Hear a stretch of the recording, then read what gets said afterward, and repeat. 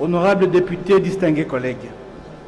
Permettez-moi d'abord de féliciter Son Excellence, Monsieur le Premier ministre, ainsi que le membre de son gouvernement pour leur nomination et profite pour leur souhaiter plein succès dans l'exercice des tâches qui leur ont été confiées par Son Excellence, Monsieur le Président de la République. De la lecture que j'ai faite du programme du gouvernement, j'ai noté une série de préoccupations et j'espère que je recevrai un éclaircissement quant à ce. Premièrement, j'ai noté un petit aveu d'impuissance et j'ai eu comme l'impression que ce gouvernement a été mis en place pour faire du service minimum, c'est-à-dire organiser les élections et minimiser les dégâts quant à la dégradation de la situation économique. Deuxièmement, en ce qui concerne le volet organisation des élections, notre nouveau gouvernement se contente d'énumérer de manière évasive les mesures qui seront prises sans nous dire par exemple comment il va mobiliser les recettes, combien compte-t-il mettre de côté pour atteindre cet objectif avec un chronogramme bien défini. Troisièmement, le volet stabilisation et relance de l'économie nationale. Je suis d'accord que certaines mesures décrites dans son programme pourront relancer notre économie, mais quand cela se fera-t-il? On ne sait donc pas dire si les choses vont s'arranger dans environ 2 ou 3 mois, par exemple.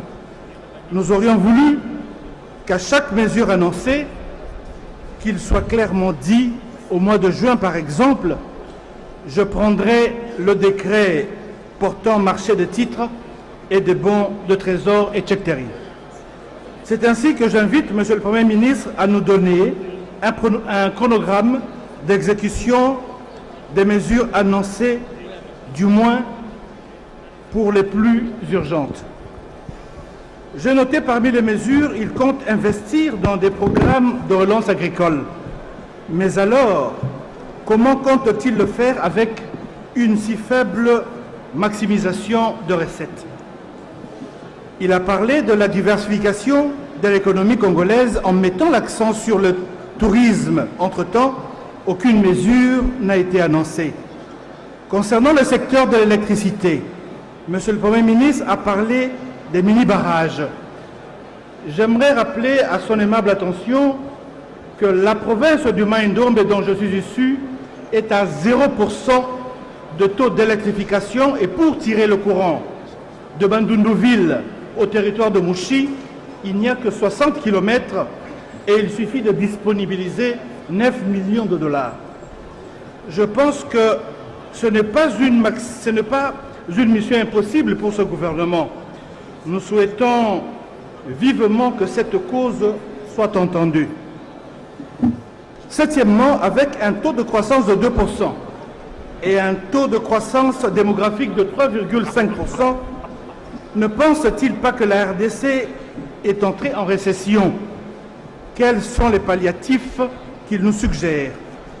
Huitièmement, quelles sont les mesures qu'il compte mettre en place pour réduire le train de vie de l'État? Neuvièmement, Monsieur le Premier ministre a annoncé le soutien des entreprises congolaises en difficulté pour que celles-ci ne ferment pas.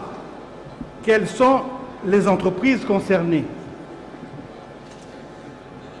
Dixièmement, enfin, à ma grande déception, l'écologie ne représente rien, si ce n'est peu de choses.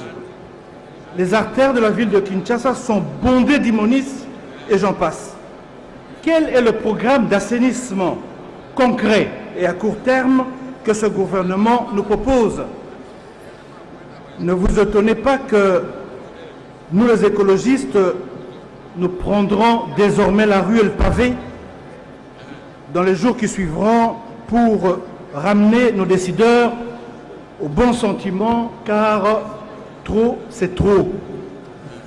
En dépit de tout ce qui précède, j'affirme mon soutien à ce gouvernement et vous demande tous d'accepter son investiture. Je vous remercie. Merci. Merci, cher collègue Didas Pembe.